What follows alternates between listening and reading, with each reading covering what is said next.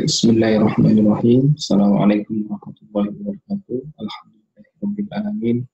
Allahumma salli ala sayyidina Muhammad wa ala ali sayyidina Muhammad. Asyhadu an la ilaha illallah wa asyhadu anna Muhammadan abduhu wa rasuluh.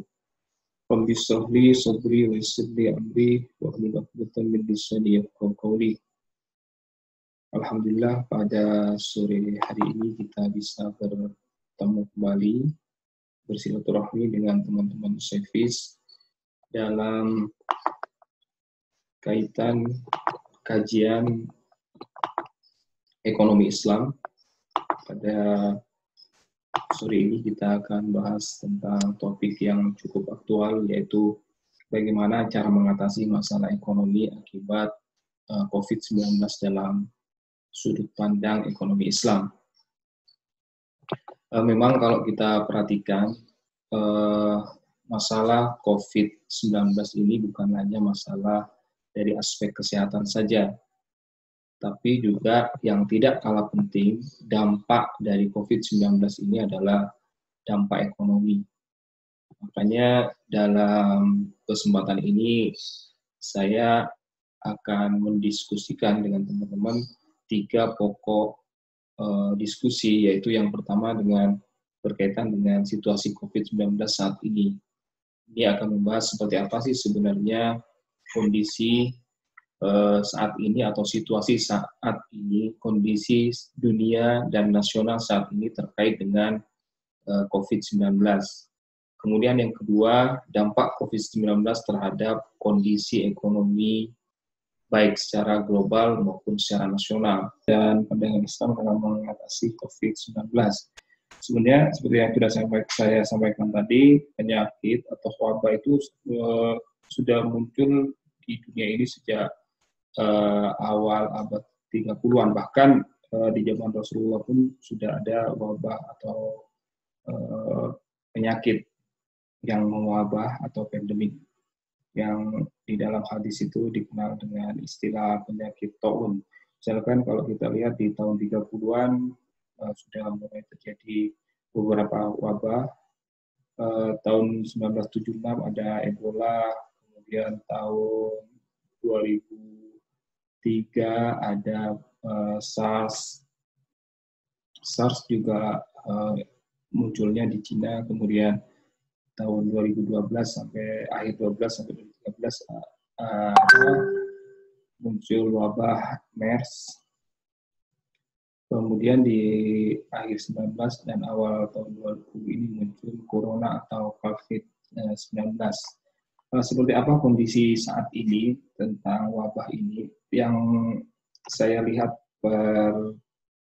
data per kemarin, data dunia dari WHO, bahwa sampai saat ini 12 April ada 1.699.593 yang terkonfirmasi kasus COVID-19, dan yang meninggal sebanyak 106.138 orang. Ini yang meninggal. Jadi kalau kita lihat dari grafiknya, COVID atau pandemi COVID-19 ini trennya masih mengalami tren yang terus meningkat, termasuk juga tingkat kematiannya.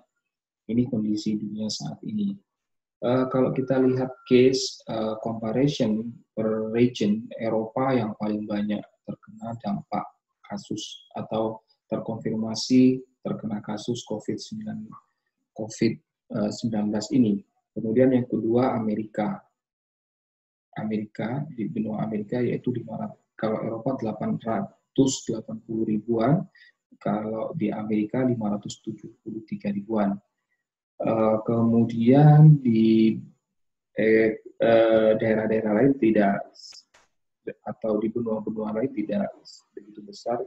Misalkan di Asia Tenggara hanya 16.000, di Afrika malah hanya 9.000. Menarik kalau kita lihat data ini tentunya juga bisa kita analisis. Kenapa sih yang banyak kasus itu justru negara-negara yang maju? Ini juga nanti bisa kita lihat dari muhasabah ekonominya.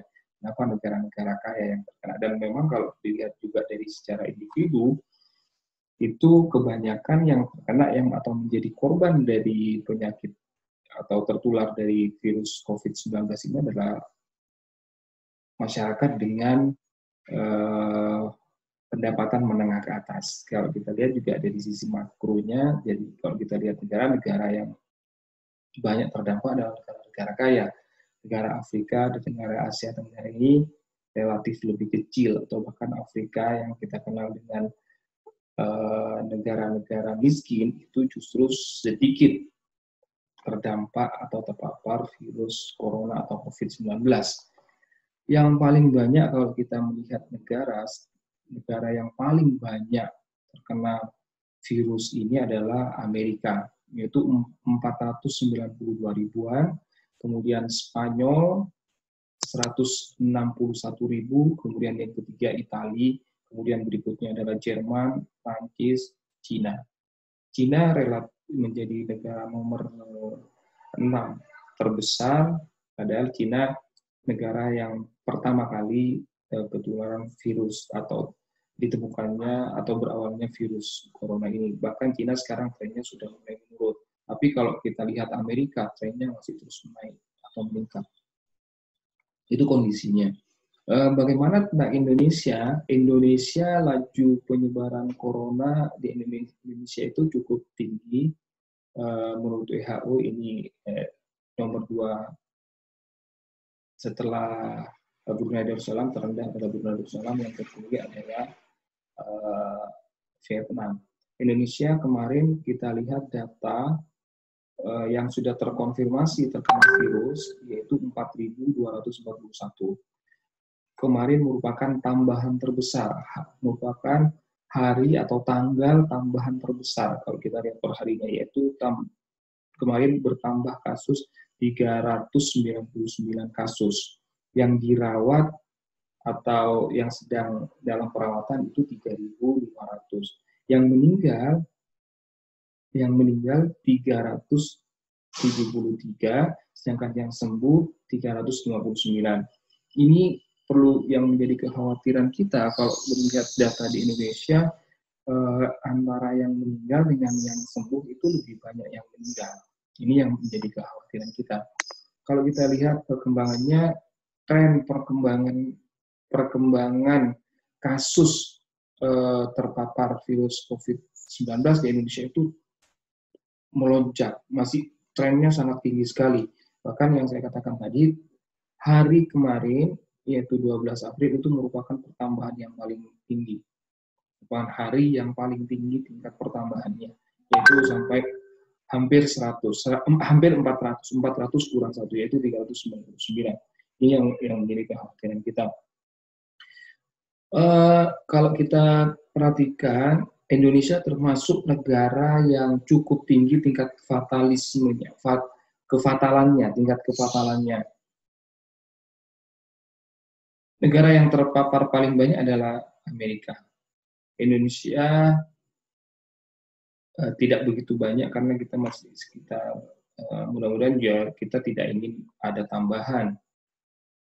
Kita tadi datanya kita sekitar total per kemarin adalah 4.000, sedangkan Amerika sudah mau hampir 400.000.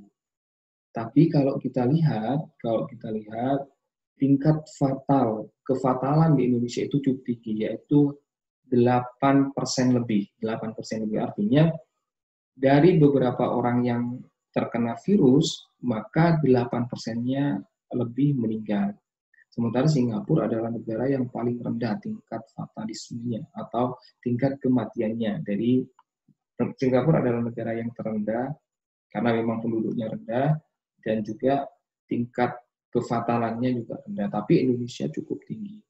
Nomor 1 adalah Italia.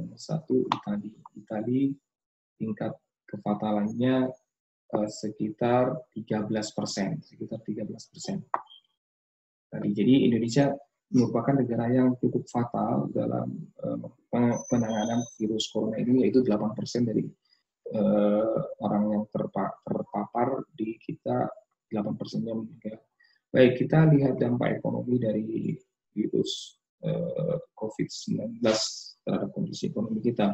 Tentunya bukan hanya Indonesia, virus COVID-19 ini juga berdampak terhadap GDP global.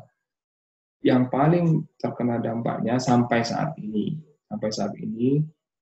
adalah Cina mengalami penurunan GDP impact-nya itu sekitar 1,5%, Jepang 0,4%,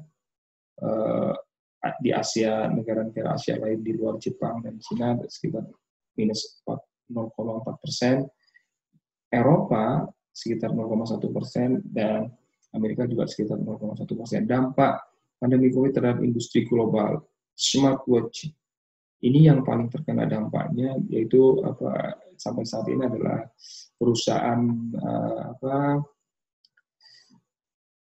jam tangan, kemudian notebook, kemudian smart speaker, kemudian smartphone juga terkena dampak, video game, dan TV. Ini beberapa industri global yang terkena dampak. Yang paling besar adalah smartwatch atau jam tangan. Kalau kita lihat Indonesia, ini kajian dari peneliti Indef dari Pak Rizal Taufik mengatakan bahwa konsumsi dampak tertinggi ini secara regional dan nasional yang dengan menggunakan beberapa skenario di sini, konsumsi rumah tangga 1 bulan, 2 bulan atau 3 bulan, dan sampai konsumsi rumah tangga 6 bulan, rata-rata dampaknya hampir sama. Daerah yang secara nasional dampak akan terjadi dampak konsumsi terhadap sektor real sekitar 5% secara nasional. Rata-rata secara nasional 5%, yang tertinggi adalah di Nusa Tenggara Timur, itu bisa berdampak kurang dari 10% penurunan konsumsi real. Kemudian yang kedua ini ada Gorontalo, kemudian yang ketiga ini ada Bengkulu. Jadi ini penurunan terhadap konsumsi rumah tangga real akibat adanya dampak COVID-19. Kemudian ini dampak COVID-19 terhadap indikator makroekonomi. Pertumbuhan ekonomi diperkirakan akan turun 3%, 3,6%. Kemudian konsumsi rumah tangga juga diperkirakan akan turun sekitar 4 sampai mendekati 5%. Kemudian investasi real juga akan turun sekitar minus 0,2%. Kemudian jumlah ekspor juga akan turun sekitar minus 3%. Jumlah impor akan turun juga sekitar minus 2 sampai 2,9%. Kemudian tingkat inflasi jelas pasti akan menurun karena daya beli kita menurun. Penyerapan tenaga kerja juga artinya ini akan juga berdampak kepada pengangguran. Juga akan mengalami penurunan sekitar 0,3%. Itu dampak ekonomi bagi kondisi makro, mulai dari pertumbuhan ekonomi sampai penyerapan tenaga kerja. Artinya kalau kita lihat, disimpulkan dari peneliti Indef ini menyimpulkan bahwa COVID-19 ini berdampak secara ekonomi. Indikator makroekonomi juga mengalami penurunan, tadi sudah kita sebutkan, mulai dari pertumbuhan ekonomi, ekspor, kemudian daya beli masyarakat, kemudian penyerapan tenaga kerja. Namun dampak regionalnya, pandemi ini juga menurunkan produk domestik dunia bruto di setiap provinsi yang tadi disimulasikan, terutama di zona-zona merah, yaitu DKI Jakarta, Banten, Jatim, dan Jawa Tengah. COVID-19 juga berdampak terhadap investasi. Tadi juga investasi akan mengalami penurunan investasi sekitar minus 2% sampai 2,37 sampai 2,43%. Kemudian pandemi COVID-19 ini juga berdampak terhadap kinerja PDRB real di semua hampir di semua provinsi juga akan mengalami penurunan PDRB. di level provinsi kinerja industrinya yang menurun drastis, terutama di zona-zona merah. Aktivitas-aktivitas industri, terutama di DKI, di Jawa Timur, kemudian di Jawa Tengah juga akan mengalami penurunan. Jadi dari hasil kajian para ahli ekonomi menunjukkan bahwa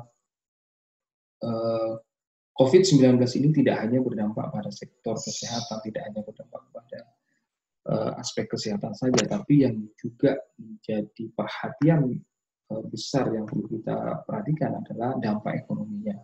Karena dampak ekonomi tadi sudah disebutkan bahwa pertumbuhan ekonomi akan mengalami penurunan, sampai nantinya akan berdampak pada daya beli, sampai juga nanti akhirnya berdampak kepada berdampak pada penurunan penyerapan tenaga kerja, karena industri juga akan mengalami penurunan, terutama di wilayah-wilayah merah atau zona-zona merah, akibat karena perlakuan kebijakan-kebijakan seperti lockdown di beberapa daerah, terutama yang sekarang sudah terjadi lockdown di Jakarta secara keseluruhan dan Jawa Barat secara. Oleh sebab itu, maka negara-negara di dunia melakukan yang namanya kebijakan-kebijakan stimulus, bagaimana untuk mengatasi, bukan hanya mengatasi masalah penanganan penyakitnya, tapi juga yang terpenting juga mengatasi bagaimana mengatasi masalah-masalah ekonomi. Peningkatan anggaran kesehatan. Ini stimulus fiskal yang dilakukan oleh beberapa negara. Yang jelas peningkatan anggaran kesehatan, pengadaan peralatan terutama. Kemudian yang kedua, bantuan tunai langsung. Bantuan tunai langsung ini diberikan kepada masyarakat yang terkena dampak langsung, yang sehat tapi dia terkena dampak langsung, misalkan karena ada PHK dan sebagainya. Seperti misalkan para pekerja-pekerja yang tadinya bekerja sekarang menjadi tidak bekerja karena ada kebijakan-kebijakan lockdown. Kemudian bantuan pada sektor usaha, penurunan pajak, penundaan pembayaran pajak, penjaminan pinjaman dan sebagainya. Stimulus moneternya adalah di sektor keuangan adalah penurunan suku bunga, quantitative easing, penundaan dan pelonggaran pembayaran kredit, ditunda dulu untuk cicilan kredit, dan pemberian fasilitas pinjaman untuk menstimulus. Tapi kalau kita lihat perbandingan stimulus fiskal negara-negara yang menghadapi COVID-19 ini, Indonesia merupakan negara yang cukup rendah stimulus fiskalnya, hanya 2,5% dari PDB kita. Sementara Australia, Singapura itu sampai 10,9%. Dan ini tadi kalau kita lihat, di mana negara yang menggunakan stimulus fiskal besar biasanya terdampaknya itu rendah. Amerika 10%, Malaysia juga 10%, Kanada 6%, kita 2,5%. Sementara kita lihat Spanyol hanya 0,7%, sehingga dia dampak orang meninggalnya fatal dari paparan COVID-19-nya juga tinggi. Nah, baik. Kita masuk pada pokok diskusi yang ketiga, yaitu pandangan Islam dalam mengatasi COVID-19. Pokok diskusi yang ketiga itu pandangan Islam, bagaimana Islam memandang dengan adanya kasus atau pandemi COVID-19 ini. Bagi umat Islam, tentunya setiap sebuah kejadian itu kita harus mengimaninya bahwa setiap apa yang terjadi pada diri kita itu pasti merupakan takdir Allah atau sudah merupakan kehendak Allah. Makanya setiap kejadian bagi Islam, kita perlu muhasabah bagi manusia yang menerima musibah. Bagi Islam, musibah yang datang kepada manusia itu dibagi menjadi 3. Yang pertama, musibah itu bisa menjadi sebuah ujian. Tentunya ujian ini berlaku bagi seorang muslim atau mukmin. Kemudian yang ketiga, musibah itu bisa menjadi sebuah teguran atau peringatan. Ini berlaku bagi orang yang lalai bagi orang yang lalai. Yang ketiga, bisa musibah itu menjadi sebuah azab. Tentunya bagi orang yang ingkar.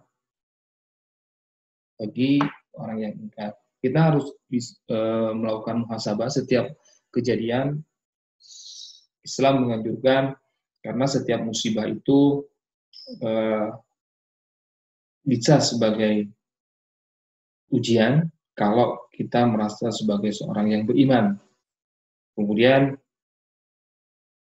musibah itu bisa merupakan sebuah teguran bagi orang yang lalai, mulai menyimpang, kemudian ditegur oleh Allah untuk kembali ke jalan yang lurus. Dan yang ketiga, mudah-mudahan itu tidak terjadi pada kita, itu merupakan azab. Ini bagi orang yang ingkar, yang sudah ingkar terhadap Allah. Coba kita lihat, kita muhasabah bagi diri kita masing-masing.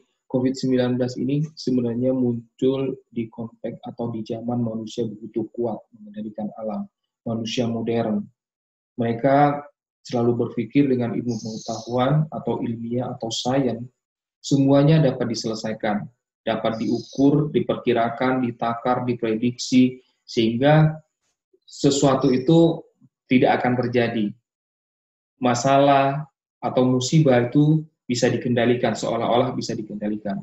Tapi kasus COVID atau pandemi COVID-19 ini membuktikan bahwa manusia atau manusia modern begitu rentan dan lemah. Kita oleh Allah hanya dikirim, sekali lagi, setiap apa yang menimpa pada kita itu sudah kehendak Allah. Jadi orang beriman, orang muslim, COVID-19 ini itu merupakan takdir Allah. Merupakan takdir Allah, kehendak Allah. Allah mengirim makhluknya yang lemah berupa virus yang tidak kelihatan, yang kecil, tapi sudah bisa mengacaukan seluruh dunia. Kita lihat tadi betapa kacaunya dunia, baik dari sisi kesehatan, korban begitu banyak jatuh, orang meninggal begitu banyak, dan dari sisi ekonomi juga tidak kalah dahsyatnya, di mana pertumbuhan ekonomi dunia menurun, daya beli masyarakat menurun, orang yang biasanya bekerja tidak bisa bekerja. Nah, ini menunjukkan bahwa manusia itu lemah. Kita muhasabah yang pertama yang perlu kita lakukan adalah manusia itu adalah makhluk yang lemah. Seberapa besar ilmu kita, seberapa tinggi ilmu kita, kita diporak-porandakan dengan makhluk Allah yang sangat lemah, yang sangat kecil, bahkan tidak kelihatan oleh manusia. Ya. Manusia sudah susah mengatasi masalah seperti ini. Modernitas manusia pada keunggulan rasio dan akalnya, sebelum era modern, manusia pernah tergantung pada alam, dan manusia pernah pula tergantung pada teks-teks keagamaan. Tapi di zaman modern ini manusia sudah dengan akalnya seolah-olah jauh dari agama. Jadi COVID-19 ini memberi kesadaran pada manusia bahwa alam merespon atas segala tindakan arogan manusia selama ini. Jadi kita bisa lihat di mana tingkat kearoganan manusia, terutama dari perspektif ekonomi. Jadi modernitas manusia adalah awal manusia menjadi sombong atas akalnya, padahal akal itu salah satu instrumen atau ikhtiar saja untuk menuju kepada Allah.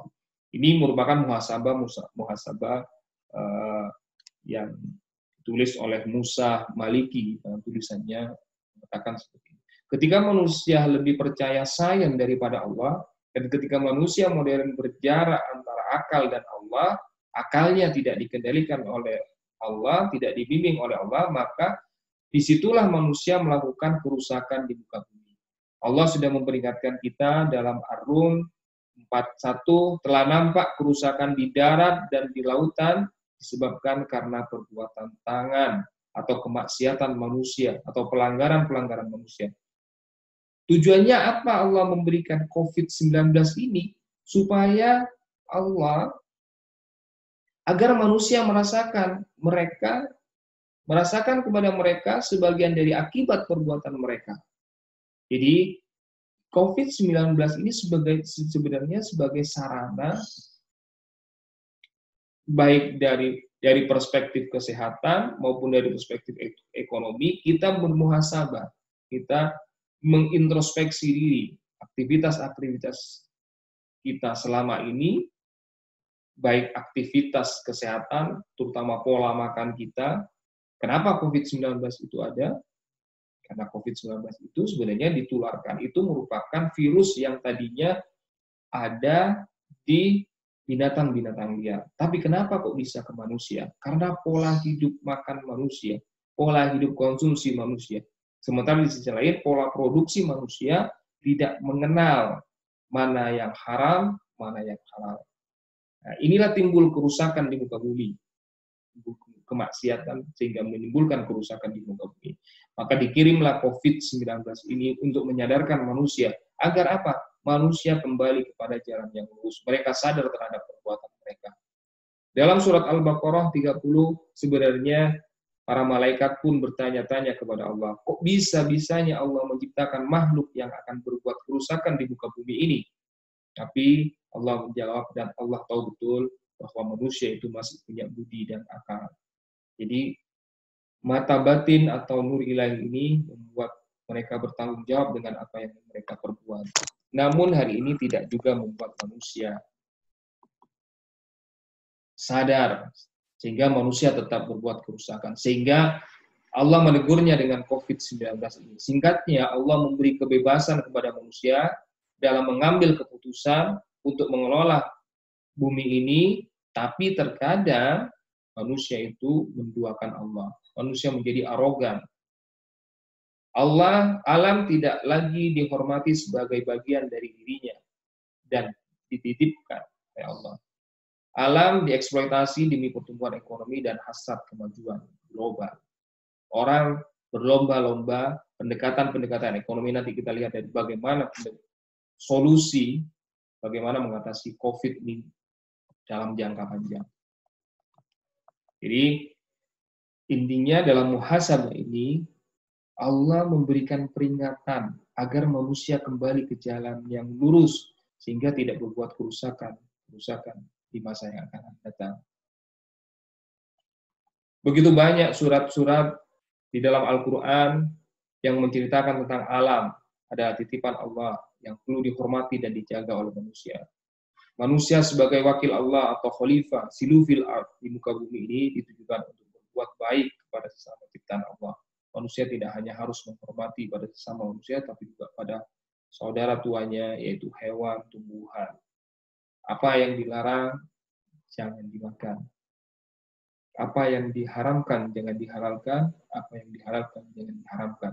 Kesimpulannya, manusia diberi hak penuh kuasa dalam mengelola semesta alam, tapi jika salah kelola, maka alam akan balik merusak manusia. Salah satunya adalah kasus COVID-19 ini.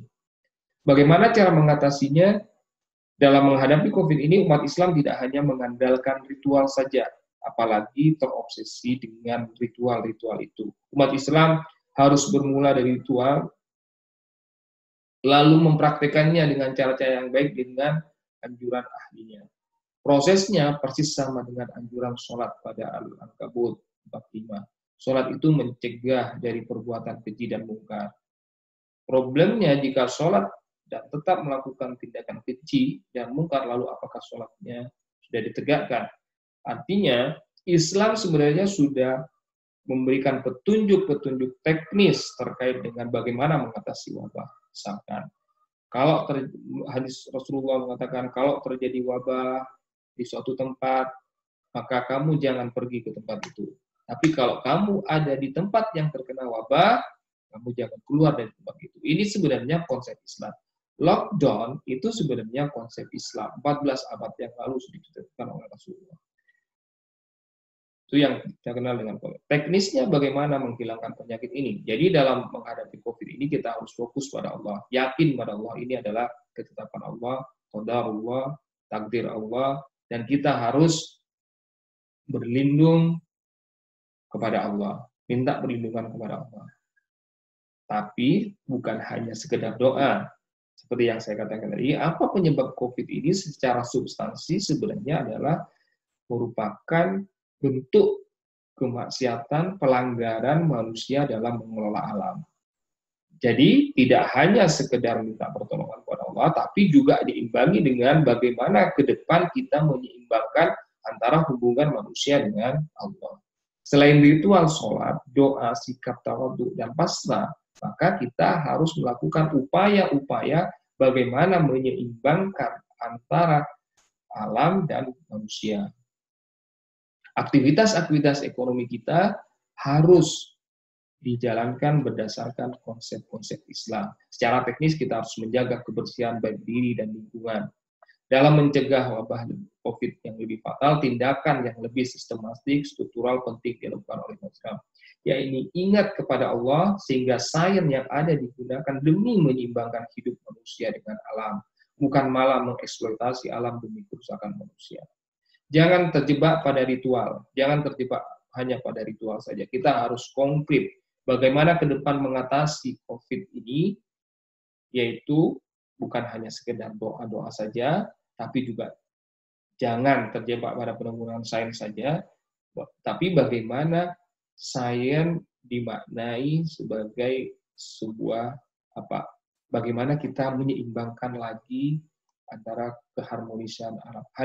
Hal yang besar yang menjadi PR besar umat Islam dalam bidang ekonomi adalah mengubah sistem dunia yang kapitalistik, yang orientasinya adalah produksi, sehingga akhirnya mengeksploitasi terhadap sumber daya alam. Kalau kita lihat indikator negara maju tidaknya, itu dilihat dari produk domestik bruto atau GDP-nya. Sehingga pendekatan-pendekatan negara-negara maju adalah bagaimana membuat produk sebanyak-banyaknya. Itulah yang kemudian manusia terjerumus kepada eksploitasi, menghalalkan segala cara dalam proses produksi. Sistem ini membuat masyarakat ignorance, masyarakat jahiliyah, yakni pembiaran atas kerusakan ekosistem dunia yang memunculkan begitu banyak ketidakseimbangan alam semesta yang implikasinya memunculkan wabah epidemi. Hikmah yang bisa kita ambil COVID-19 ini dari perspektif alam sebenarnya. Alam ini ingin istirahat, Allah ingin adil terhadap alam. COVID-19 membuat alam ini lebih istirahat. Penggunaan bahan bakar menurun karena orang tidak banyak keluar, industri tidak banyak beroperasi, sehingga terjadi penghematan terhadap sumber daya alam. Ini hikmah yang ingin Allah ajarkan terhadap manusia. Allah ingin berbuat adil terhadap alam. Kalau selama ini manusia sibuk dengan ekonominya, eksploitasi alam, energi banyak digunakan, sehingga alam banyak tercemari, sekarang saatnya alam tenang. Menikmati lockdown aktivitas manusia selama ini. Nah, ini fokus perubahan secara mendasar dalam ekonomi yang harus kita rubah. Bagaimana ini tawaran Islam mengatasi COVID-19 dalam jangka panjang. Kita harus merubah assumption of conventional economic menjadi assumption of economic Islamic economic. Assumption of conventional economic mengatakan bahwa scarcity of resource, sumber daya alam itu langka, sehingga konsepnya paradigma manusia terhadap memandang sumber daya alam itu karena dia langka, maka dia beraktivitas siapa cepat dia dapat. Paradigmanya siapa cepat dia dapat. Sehingga mereka berlomba-lomba untuk mengeksploitasi sumber daya alam. Ini sangat fatal. Asumsi ekonomi konvensional ini sangat fatal. Itulah yang menyebabkan kemudian negara-negara maju itu banyak mengeksploitasi sumber daya alam. Tadi kalau kita lihat datanya, justru yang banyak terdampak itu negara-negara maju. Nah, karena selama ini yang banyak istilahnya yang banyak melakukan pelanggaran terhadap alam adalah negara-negara maju akibat karena konsep asumsi jadi konvensional ekonomi ini. Mereka mengatakan scarcity of resource. Resource itu adalah langka, sumber daya alam itu langka. Oleh sebab itu siapa cepat dia dapat. Karena mereka menguasai teknologi yang banyak, modal yang banyak, tentu mereka yang paling banyak mengeksploitasi sumber daya alam. Eropa dan Amerika. Sementara Afrika dampaknya sedikit karena ya mungkin ini ada keadilan Allah, karena yang banyak melakukan kemaksiatan negara-negara maju, maka yang terkena banyak dampaknya adalah negara-negara maju. Kemudian yang kedua, unlimited want, Jadi karena mereka pendekatannya adalah pendekatan produksi, maka konsumsinya manusia digiring untuk unlimited want. Unlimited want itu apa? Ketidakterbatasan keinginan manusia, sehingga manusia berpola konsumsi konsumtif. Ini harus dirubah. Asumsi ekonomi konvensional ini harus dirubah ke asumsi ekonomi Islam tadi yang kita. Ini cara mendasar bagaimana mengatasi COVID-19 dalam jangka panjang. Pertama harus merubah paradigma ini, scarcity resource dan unlimited want. Nah, karena kalau kita berpandangan apa iya alam itu, sumber daya alam itu langka. Kalau kita beranggapan atau terjebak pada asumsi ekonomi konvensional, kita sama saja meragukan Allah dalam menyediakan kebutuhan manusia. Sumber daya alam itu tidak langka, tapi cukup. Tapi cukup. Kelangkaan, kenapa langka? Karena manusia itu serakah. Jadi, apakah benar? Pertanyaannya, apakah benar itu true that the resource are scarce and one unlimited? The answer, bisa iya, bisa tidak. Iya, secara physically. Secara physically sumber daya alam sekarang langka karena manusia rakus. Tapi secara tauhid tidak. Allah menciptakan sumber daya alam itu cukup. Apakah benar unlimited want? Iya, kalau jawabannya benar. Kalau manusia menggunakan nafsu amarahnya, manusia punya keinginan yang tidak terbatas. Tapi kalau manusia menggunakan nafsu mutmainnahnya yang diridhoi oleh Allah, maka tidak ada keinginan yang unlimited, cukup. Nah, ini yang harus dirubah. Ini yang harus dirubah. Jadi, bagaimana cara mengatasi COVID-19 dalam jangka panjang? Kita harus mengadakan perubahan mendasar yang saya katakan tadi.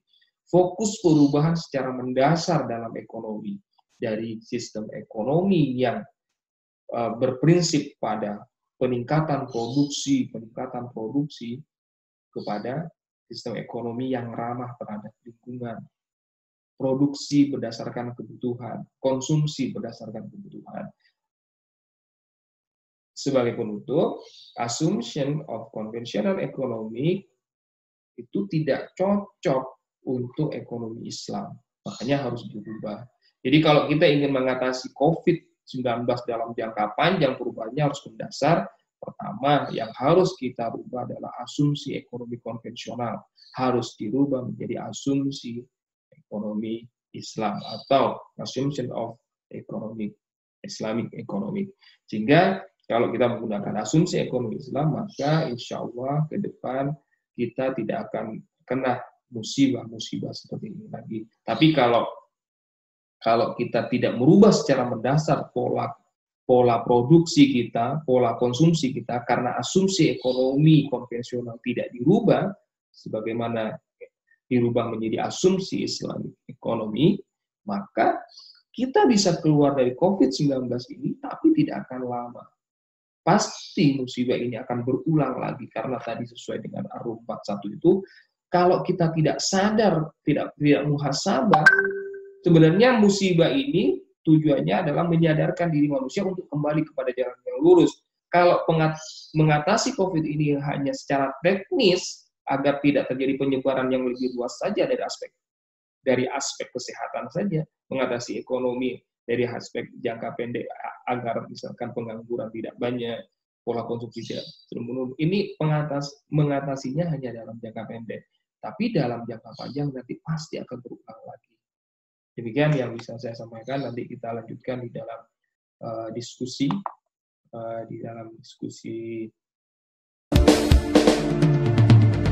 Ekonom muda, hey ekonom robbani.